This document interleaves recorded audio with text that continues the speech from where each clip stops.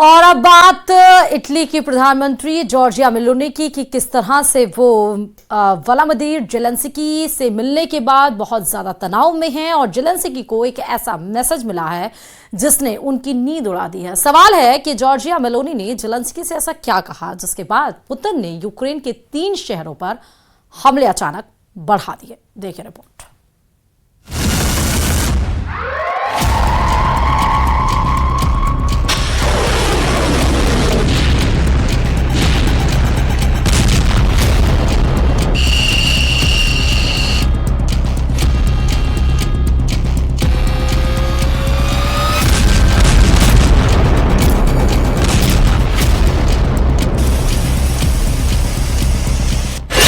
प्रोकस्क हार गई जेलेंस्की।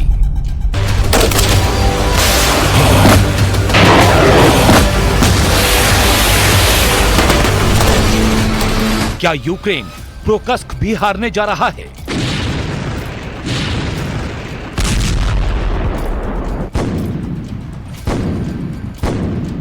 आखिर रूसी सेना महज 3 हफ्ते में ही प्रोकस्क के इतने करीब कैसे पहुंच गई है?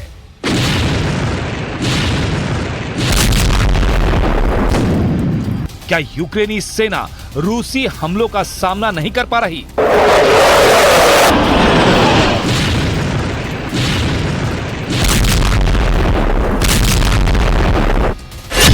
जंग जीतने की जिद।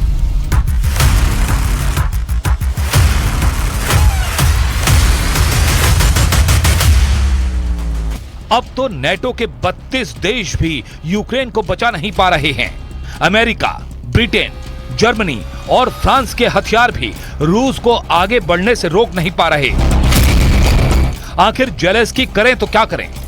जंग के 926 दिन बाद भी जेलेंस्की के सामने सबसे बड़ा सवाल यही है कि आखिर पुतिन चाहते क्या हैं?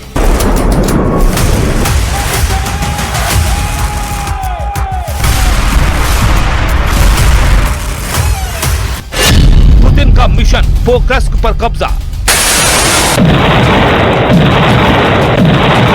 जरा इस एनिमेशन को देखिए और पूरी खबर को समझिए। रूस ने यूक्रेन पर क्या बढ़त हासिल की है? रूसी रक्षा मंत्रालय के दावों के मुताबिक रूसी सेना यूक्रेन के प्रोकस्क पर किसी भी वक्त पूरी तरह से कब्जा कर सकती है। दावों के मुताबिक रूसी सेना पिछले 3 हफ्तों से भीषण जंग में पोक्रस्क के बेहद करीब पहुंच चुकी है। पोक्रस्क से सिर्फ 16 किलोमीटर दूर रूसी सेना ने एक बस्ती पर कब्जा कर लिया है। दावा किया गया है कि रूस के हमले इतने तेज थे कि यूक्रेनी सेना जंग छोड़कर भाग गई। पोक्रस्क से लगभग 16 किलोमीटर दूर दक्षिण पूर्व में रूसी सेना ने यूक्रेन की सेना के होश उड़ा दिए हैं। पोक्रस्क को रूसी सेना ने दूसरा बखमूत बना दिया है।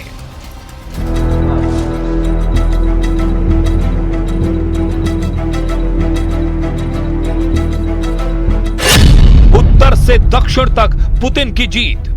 रूसी सेना की तरफ से जारी किए गए इस वीडियो की एक एक तस्वीर को देखिए। कितने प्रचंड हमले रूसी सेना यूक्रेन के कुर्स्क, पोल्टावा और पूरे डोनेस्क इलाके में कर रही है। तोप, लंबी दूरी के रॉकेट और लड़ाकू हेलीकॉप्टर से हमले किए जा रहे हैं।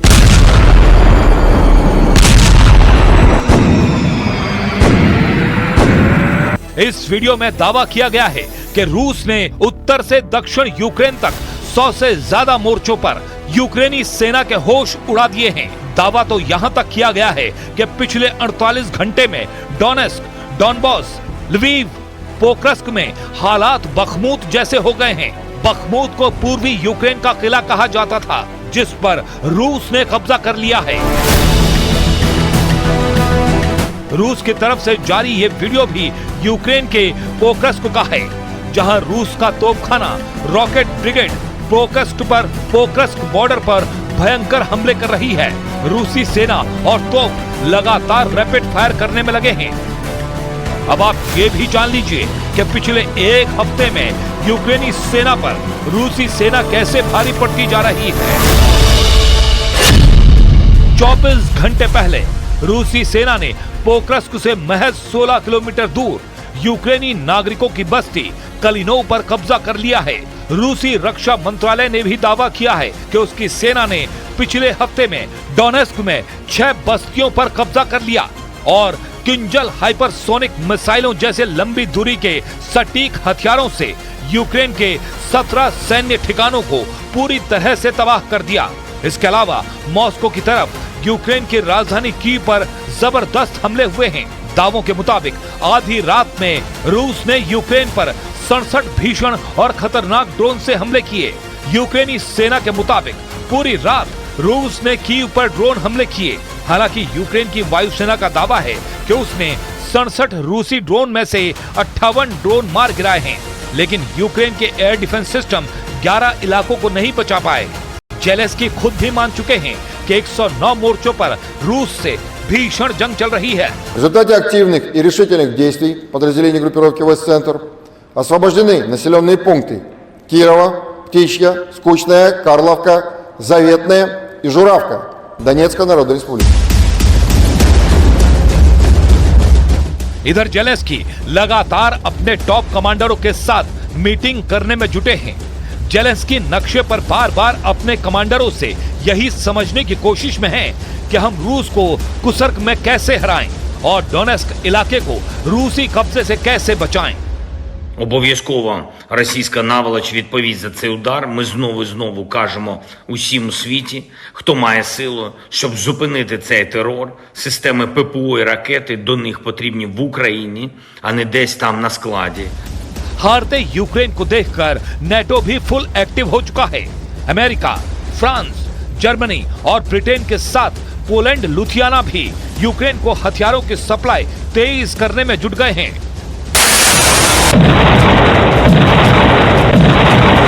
जरा ये वीडियो देखिए। जर्मन के रक्षा मंत्री बोरिस पिस्टोरियस टॉप कमांडरों के साथ मीटिंग करने में जुटे हैं। दावा किया गया है कि पश्चिमी जर्मनी में अमेरिकी हवाई अड्डे रामस्टीन पर एक मीटिंग में यूक्रेन को भारी तोप देने का फैसला किया गया। यानी जर्मनी के कमांडर मीटिंग में यूक्रेन को 12 स्वचालित होवित्जर तोप देने जा रहे हैं, जो यूक्रेनी सेना के लिए किसी रामबाण से कम नहीं है। रूस 30 महीने से यूक्रेन को रौंद रहा है। We know all the situation is not like enjoying time together. We have really serious things to discuss, so I would suggest to step in immediately to do whatever we can.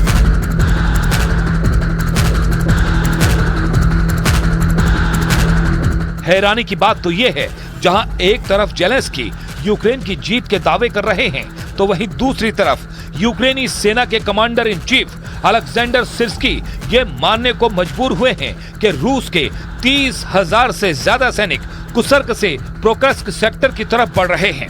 लेकिन हम रूसी सेना को ना तो Kursk पर रोक पाए हैं और ना ही प्रोकर्स्क सेक्टर में।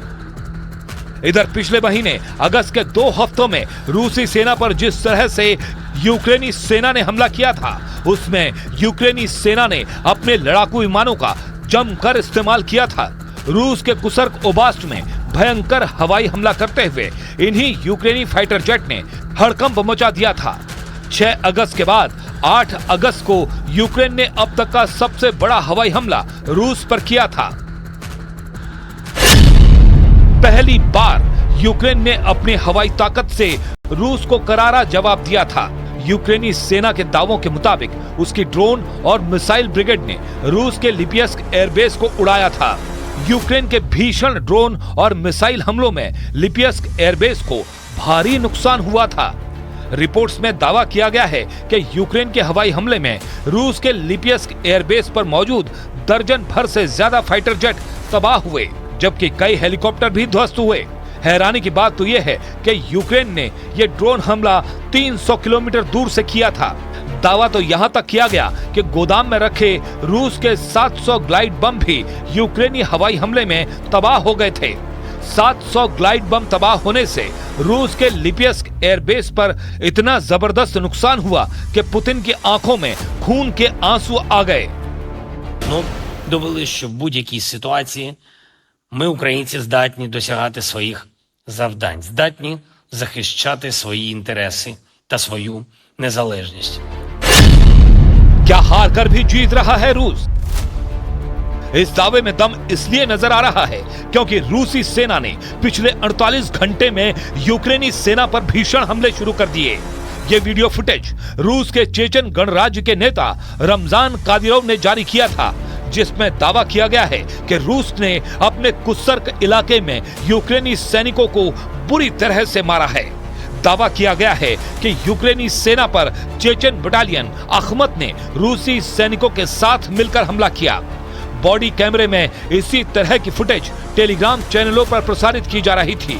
इस फुटेज में त्रिकोण चिन्ह, एक सैन्य वाहन और यूक्रेनी वर्दी में कई लाशें दिखाई दे रही हैं। हालांकि रॉयटर्स इस वीडियो की तारीख सत्यापित नहीं कर पाया है।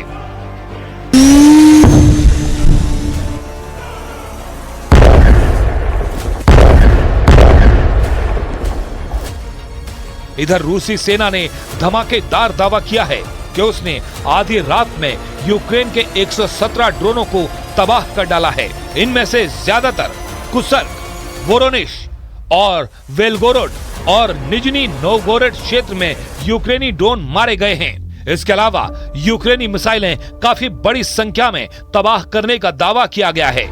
रूस के सुखोई Su-34 बम वर्षकों से यूक्रेनी ठिकानों पर हमले होते हुए देखे गए।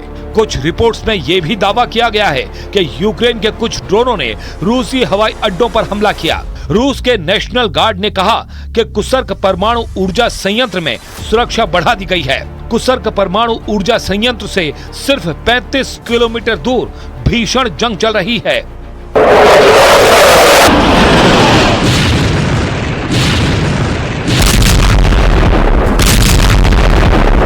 अब देखना होगा क्या रूस यूक्रेन के पोक्रस्क, पोल्टावा और डोनेस्क पर कब्जा करने के बाद रुकता है या फिर नहीं।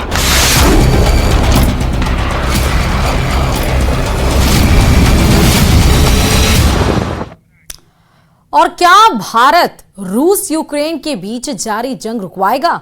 दुनिया भर की निगाहें भारत की तरफ है। पुतिन से लेकर मेलोनी तक चाहते हैं कि भारत अहम भूमिका निभाए। और अब यह खबर है कि राष्ट्रीय सुरक्षा सलाहकार अजीत डोभाल रूस जा रहे हैं। डोभाल के मिशन मॉस्को का क्या है मकसद? क्या भारत शांति दूत बनेगा? क्या भारत जंग खत्म करवाएगा? इसी पर देखिए खास रिपोर्ट।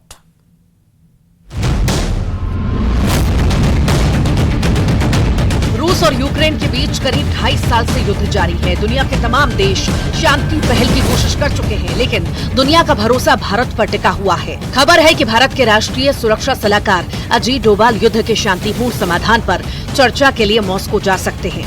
इटली की पीएम जॉर्जिया मेलोनी ने भी कहा कि इस संघर्ष को सुलझाने में भारत की भूमिका बेहद अहम हो सकती है। पीएम मोदी के कीव दौरे से कुछ दिन बाद उन्होंने भी जेलेंस्की से मुलाकात की थी।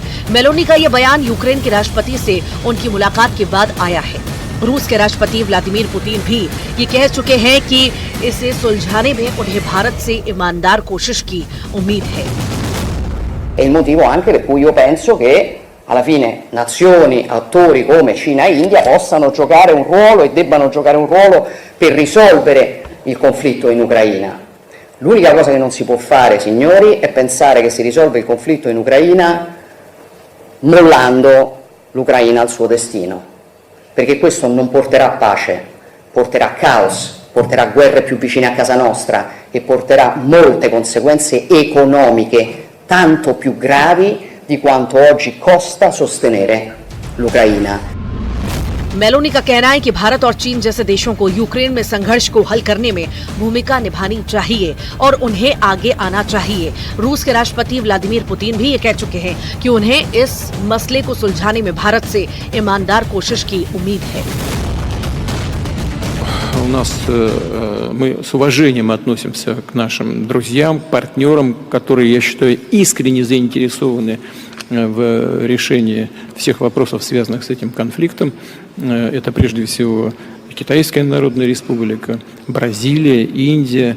Я постоянно в контакте с нашими коллегами по этому вопросу.